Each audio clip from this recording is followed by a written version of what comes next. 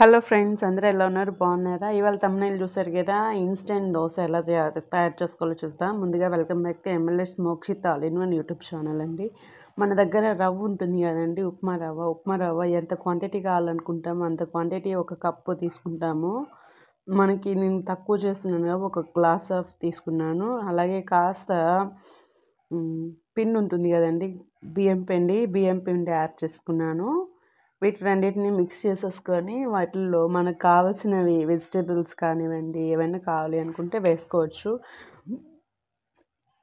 ఒక కప్పు సుజీ రవ్వ అయితే ఒక కప్పు 1.5 కప్పు సుజ్జి రవ్వ. అలాగే అందులో మనకి పులుపుదనం కావాలి కాబట్టి దానికోసంగా పెరుగు యాడ్ చేసుకున్నాను. నేను వచ్చేసేసి ఒకటి అంటే స్మాల్ టీ ఆఫ్ కప్ ఉంటుంది కదండి, ఒక టీ కప్ నిండా పెరుగు తీసుకున్నాను. గట్టి పెరుగు తీసుకొని కాస్త అందులో యాడ్ చేసుకొని వాటిని మిక్స్ చేసుకుంటున్నాము. ఇప్పుడు వీటిని గడ్డలు లేకుండా అంతా నీట్గా మిక్స్ చేసేసుకోవాలన్నమాట. సో వీడియోలో చూపించిన విధంగా చేయండి. చూడండి.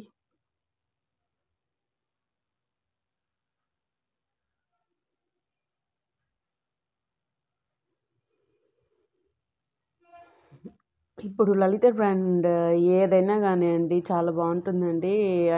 ఇడ్లీ రవ్వ కానివ్వండి, సుజీ రవ్వ కానివ్వండి, లేకుంటే ఇంకా రిమైనింగ్ ఏదైనా పిండి కానివ్వండి, అలాగే మినపగుండ్లు కానీ చాలా బాగుంటాయి. అంటే టేస్ట్ పరంగా చాలా బాగుంటాయి. అలాగే గోధుమ పిండి అయితే మనం చెప్పబడలేదు. ఎవర్ గ్రీన్ ఆశీర్వాద్ అయితే ఎక్సలెంట్గా ఉంటుంది. ఇదండి వీడియోలో మిక్స్ చేసుకున్న విధంగా చేసేసుకోవాలి. ఇప్పుడు మనకి క్యారెట్ ఉంటుంది కదండి, క్యారెట్ని తురుముకోవాలి. ఎన్ని క్యారెట్లు కావాలంటే అన్ని క్యారెట్ మీరు తురుముకోవచ్చు. నేనైతే 2 తీసుకున్నాను.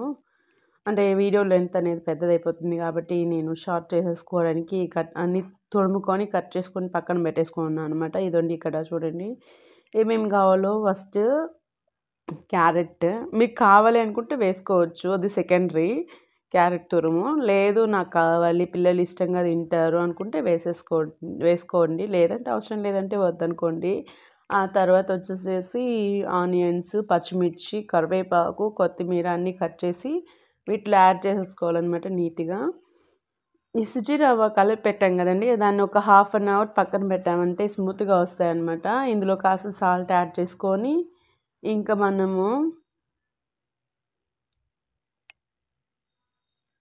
పెనం పెట్టేసుకొని పోసేసుకున్నామంటే అయిపోయినట్టే. ఇదిగోండి కనిపిస్తుందా వీడియోలో చూపించిన విధంగా మనకి నీట్గా వస్తుందన్నమాట. దోశ కూడా అంటుకోకుండా నీట్గా వస్తుంది.